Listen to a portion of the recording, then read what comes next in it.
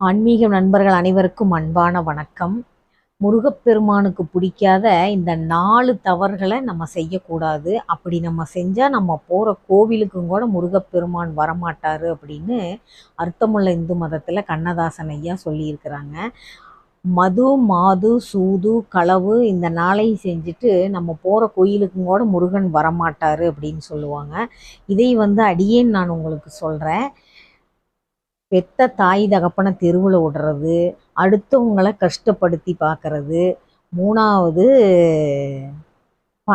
அடுத்தவங்களுடைய பணம் காசுக்கு ஆசைப்படுறது, 4வது ஒருத்தருடைய மனைவி மீது ஆசைப்படுவதும் தவறு, ஒரு பெண் இன்னொரு கணவன் மீது ஆசைப்படுவதும் தவறு.